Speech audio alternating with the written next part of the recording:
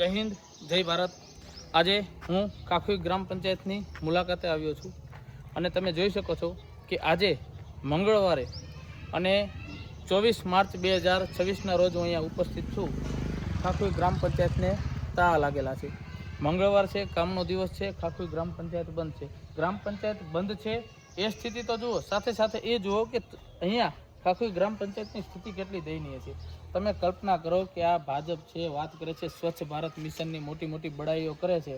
આ ભાજપના રાજમાં તમે જુઓ સ્થિતિ કેટલી હદ સુધી દયનીય છે કે ગ્રામ પંચાયતની માલિકીની જગ્યામાં આટલા બાવળિયા જો ઉગી જતા હોય, આટલા ઘન કચરાનો જો ઢગલા રહેતા હોય, તો તમે કલ્પના કરો કે આ લોકોએ ખાખુઈ ગ્રામ પંચાયતનો શું વિકાસ કર્યો છે, ખાખુઈ ગામની જનતાનો શું વિકાસ કર્યો છે। તમે જુઓ કે અહીંયા આપણે જોઈ શકીએ છીએ કે આજે આંગણવાડી બનાવવા માટેની આ એક જગ્યા છે અને આંગણવાડી બનાવવા માટે આ લોકોએ અહીંયા પાયા ગાળી દીધેલા છે, પણ એ પછી અહીંયા કોઈ કામ થયા જ નથી। હવે કલ્પના કરો કે હવે આ આંગણવાડીની એ તો બધી વાતો કરવાની જ ક્યારેક, જો અહીંયા ગ્રામ પંચાયતમાં આટલા કચરાના ઢગલા જોવા મળતા હોય, આટલા બાવળિયા ઉગી જતા હોય, ત્યાં સુધી જો આ લોકોએ કામ ન કર્યા હોય, તો હવે આપણે ત્યાંથી જ સમજવાનું રહે કે ખાખુઈની જનતાને કઈ હદ સુધી આ લોકોએ શોષણ કર્યું છે। હવે હું તમને વાત કરું કે આપણે જોઈ રહ્યા છીએ કે દરેક ગુજરાત રાજ્યમાં, ભારત દેશમાં દરેક જગ્યાએ ભાજપે જનતાનું આટલી હદ સુધી જ્યારે શોષણ કર્યું છે, ત્યારે જનતા પાસે હવે બીજો કોઈ વિકલ્પ નથી રહ્યો। કોઈ એવા વ્યક્તિઓને આપણે આગળ લાવીએ કે જે આપણા ગામને સ્વચ્છ રાખવા માગે, જે આપણા ગામને વધુમાં વધુ શિક્ષિત બનાવવા માગે, અને શિક્ષિત બનવા માટે સૌથી પહેલાં આપણે સારું બાંધકામ જોઈએ, સ્કૂલનું ઇન્ફ્રાસ્ટ્રક્ચર સારું જોઈએ। તો એના માટે આજે હું તમને લઈ જઈ રહ્યો છું ખાખુઈ પ્રાથમિક શાળાની મુલાકાતે। ખાખુઈ પ્રાથમિક શાળાનું બાંધકામ ખૂબ સરસ છે। પ્રાથમિક શાળાની અંદર 249 જેટલા વિદ્યાર્થીઓ ભણે છે।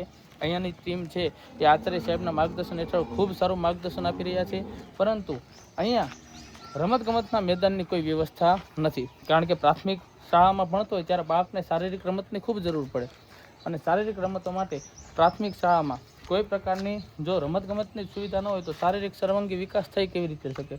આપણે જોઈ શકીએ છીએ કે આ ખાખુઈ પ્રાથમિક શાળા છે। ખાખુઈ પ્રાથમિક શાળાને રમતગમતનું મેદાન મળે એના માટે અહીંયા એક ચબૂતરો છે। આ ચબૂતરો ખાખુઈ ગામના દરેક ધર્મના લોકોએ એક એકતાનું ઉદાહરણ પૂરું પાડીને, સમાજની સંગઠિતતાનું ઉદાહરણ પૂરું પાડીને જબરજસ્ત એક ચબૂતરાનું આયોજન કરેલું હતું। આ ચબૂતરો કદાચ 25-30 વર્ષ જૂનો હશે, પણ હાલ આ ચબૂતરો એ જર્જરિત અવસ્થામાં છે, અને ચબૂતરો એટલી જર્જરિત અવસ્થામાં છે કે હાલ અહીંયા કોઈ પણ પ્રકારના કાર્યો થઈ શકતા નથી। જો કદાચ આ ચબૂતરો હટાવી દેવામાં આવે તો ખાખુઈ ગામના દરેક જે બાળકો છે જે પ્રાથમિક શાળામાં ભણતા હોય તેમને રમતગમતનું એક વિશાળ મેદાન મળી શકે એમ છે। હું તમને ખાખુઈ પ્રાથમિક શાળાની મુલાકાતે લઈ જાઉં। પ્રાથમિક શાળા ખૂબ સારી રીતે આનું ભવ્ય ઇન્ફ્રાસ્ટ્રક્ચર કરેલું છે। મધ્યાહન ભોજનની ગુણવત્તા પણ ખૂબ સારી મળે છે। આ મધ્યાહન ભોજન યોજના માટેનો શેડ છે કે જ્યાં પ્રાર્થના ગૃહનું પણ કાર્ય થાય છે અને મધ્યાહન ભોજન પણ લેવામાં આવે છે। હાલમાં આંગણવાડીના દરેક કાર્યો છે પ્રાથમિક શાળામાં થાય છે। એની પાછળના કારણો છે કે ગ્રામ પંચાયતે કાર્યો કરવાના હોય છે, છતાં ત્યાં ગ્રામ પંચાયતમાં આંગણવાડી નથી બનેલી, એટલે બધા કાર્યો અહીંયા થાય છે। હું ખાસ કરીને ખાખુઈ ગામના લોકોને કહેવા માગું છું કે આપણે આપણા ગામની ગ્રામ પંચાયત જો આ સરકારથી સ્વચ્છ ન રહી શકતી હોય તો તમે કલ્પના કરો અને આપણા માટે શું કર્યું છે। હું જ્યારે હમણાં ખાખુઈ ગામની મુલાકાતે ગયો ત્યારે જોયું કે મુખ્ય રસ્તા ઉપર જ્યાં જોઈએ ત્યાં ઠેર ઠેર કચરાના ઢગલાઓ જોવા મળે છે।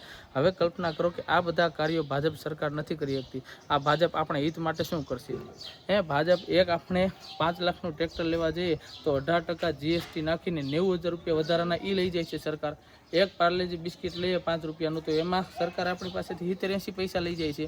તો આટલો બધો ટેક્સ અમારી પાસેથી લઈને અમને એક સ્વચ્છ વાતાવરણ પણ આપણને નથી મળતું। આપણા બાળકોનું શિક્ષણ છે એ શિક્ષણ આપણે એનો સર્વાંગી વિકાસ કરી શકીએ એટલા માટેની આપણને રમતગમતના મેદાનની સુવિધા નથી મળી શકતી।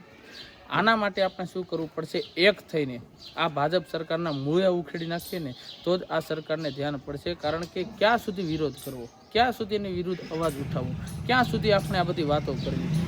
એ લોકોને કાંઈ કાર્યો કરવા નથી। કોઈ એવા વ્યક્તિઓને આપણે આમાં સમાવેશ કરીએ કે જે વ્યક્તિ શિક્ષિત હોય, જાગૃત હોય, આપણા સમાજના હિત માટે કાર્ય કરી શકે એમ હોય। હું ખાખુઈની દરેક જનતાને કહેવા માગું છું કે તમારા બાળકોના હિત માટે આપણા બાળકોના હિત માટે આપણી પંચાયતે જ્યારે જઈએ, અત્યારે જ કદાચ માની લો કે 24 માર્ચ છે, આજે મંગળવારનો દિવસ છે, મારે કોઈ કામ માટે પંચાયતની મુલાકાતે જવું હોય તો પંચાયતને તાળા લાગેલા છે, કોઈ તલાટી હાજર છે નહીં, વીસી છે નહીં, પંચાયતના કોઈ કાર્ય થઈ શકતા નથી. તો આપણે નિર્ણય લેવાનો છે કે ક્યાં સુધી આપણે આ સહન કરવું છે, સમાનથી જીવવાનું છે, આપણા સ્વાભિમાનથી જીવવાનું છે. ને એના માટે આપણે આ લોકોને કઈ કરવાનું કે પંચાયતના તાળા ખોલો, અમારે આ કામ કરવું છે, તમે હાજર રહ્યો, તમે હાજર રહ્યો. એમને ફરજિયાત હાજર રહેવું પડશે, એને બધા ફરજિયાત આપણા કાર્યો કરવા પડશે. આગળની વાતો નેક્સ્ટ વિડીયોમાં કરીએ. જય હિન્દ, જય ભારત.